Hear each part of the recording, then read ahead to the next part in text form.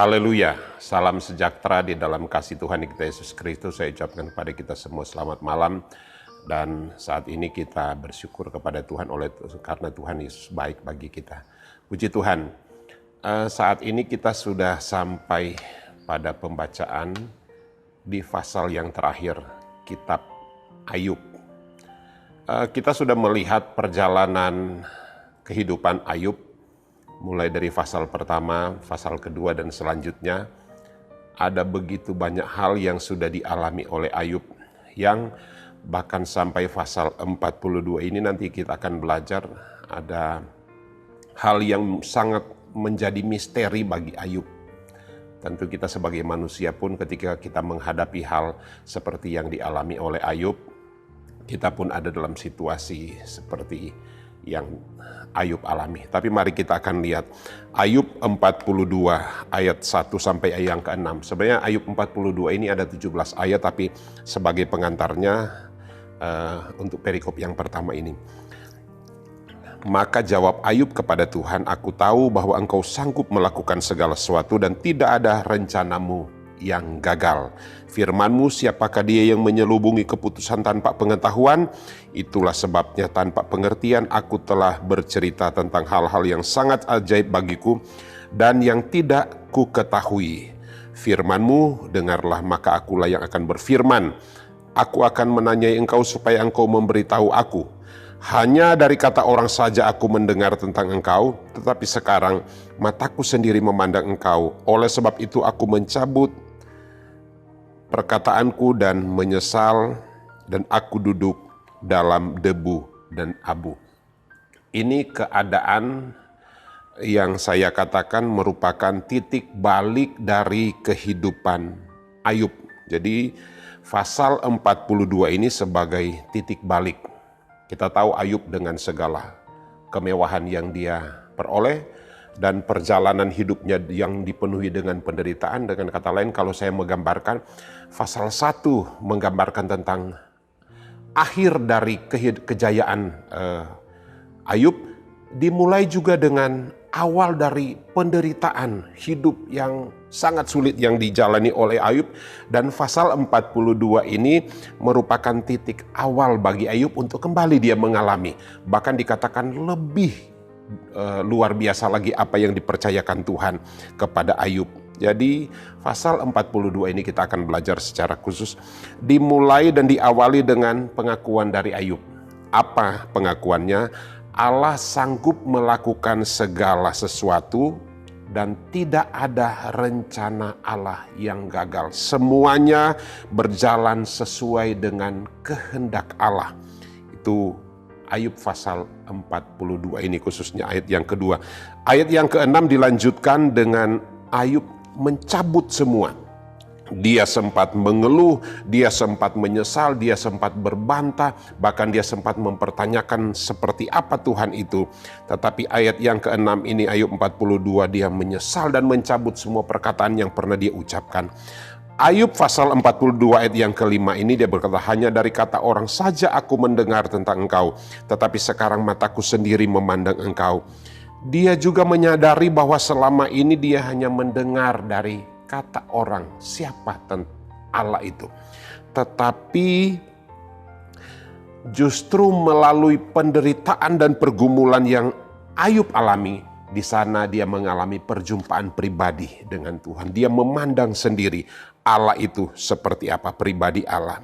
Nah, pengalaman-pengalaman ini yang dijalani oleh Ayub yang mengubah paradigma.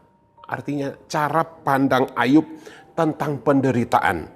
Dari seorang yang kaya raya berubah menjadi orang yang sangat melarat. Tetapi pasal 42 ini kita baca dikembalikan lagi, bahkan 2 kali lipat lagi. Hal yang luar biasa kekayaan yang Ayub peroleh. Setelah Ayub berdamai dengan Allah dan mencabut semua perkataan, seluruh perkataannya, keluhan bantahan terhadap Allah, Ayub pun berdamai dengan ketiga temannya. Ayub mengampuni mereka, Ayub berdoa bagi mereka dan mempersembahkan korban kepada Allah. Itu mulai ayat yang ke-9 sampai ayat yang ke-10. Ini hal yang penting bagi kita. Di dalam kitab Ayub ini kita tidak menemukan, dalam kitab Ayub ini kita bisa selidiki, kita tidak menemukan jawaban dari Allah, dari firman Allah, mengapa Ayub menderita. Apa yang menyebabkan Ayub menderita? Memang di pasal 1 dijelaskan dia dicobai oleh iblis. Tetapi yang hebatnya dari pribadi Ayub adalah dia sendiri tidak mempermasalahkan itu. Dia tidak mempertanyakannya kepada Tuhan. Sekali lagi, kita tidak menemukan jawaban mengapa Ayub menderita. Dan seorang pribadi yang bernama Ayub ini dia pun tidak mempermasalahkan. Bukan satu masalah bagi Ayub mengapa dia menderita. Bukanlah masalah bagi Ayub. Sebab bagi Ayub mengetahui tentang kedaulatan Allah, bahkan dapat menerima, juga dia dapat menjalani penderitaan itu sudah cukup sebagai jawaban atas semua yang dialami semuanya ini, selama ini. Kita tahu sekali lagi cerita Ayub, pasal awal dalam kitab Ayub ini dia seorang yang jujur, saleh, benar, takut akan Allah, tetapi dia harus melewati batu ujian iman. Tetapi di sini, di pasal yang terakhir kita melihat bahwa kejujuran, takut akan Allah, hidup saleh, tetaplah menjadi pemenang, dan itu sudah dibuktikan Ayub. Ujian Ayub selesai, Ayub dipulihkan, Ayub dibaharui, Ayub diubahkan. Bahkan Ayub dipulihkan, Ayub mengalami, kata bijaknya, berakit-rakit ke hulu, berenang-renang ke tepian. Kita sudah tahu bersakit-sakit dahulu artinya itu bersenang-senang kemudian. Demikian juga kita, Bapak Ibu, ini menjadi pembelajaran bagi kita. Apapun yang Tuhan izinkan bagi kita, mari kita tetap mencari jawabannya kepada Tuhan. Bahkan lebih penting dari jawaban yang kita peroleh adalah kita bertemu muka dengan muka. Sekalipun harus melewati penderitaan, apapun yang kita alami, sebab Dia Allah, tetap Allah, dan Dia tidak pernah berubah. Kita memang manusia suka berubah. Dia Allah yang berdaulat. Satu kali waktu pemulihan akan kita alami.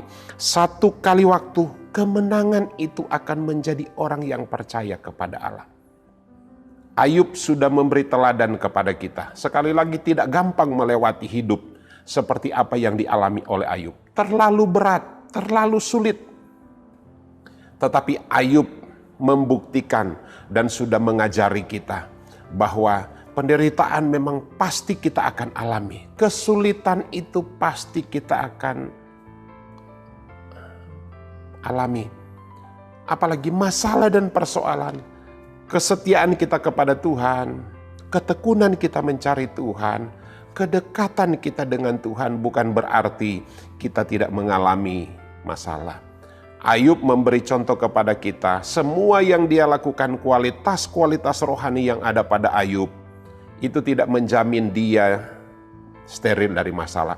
Tetapi kerohanian, iman, kesungguhan dari Ayub, justru itu menjadi modal bagi Ayub kuat, sehingga dia dalam menghadapi pencobaan, dia tidak menyangkal Tuhan.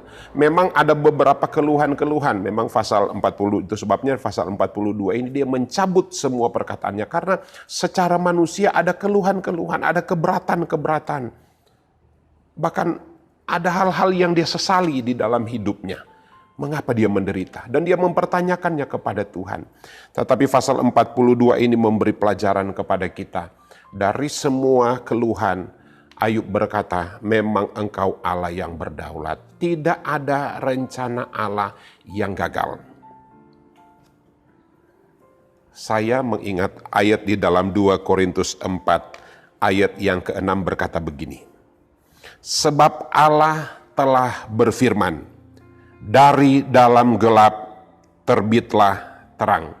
Ia juga yang membuat terangnya bercahaya di dalam hati kita, supaya kita beroleh terang dari pengetahuan tentang kemuliaan Allah yang nampak pada wajahnya.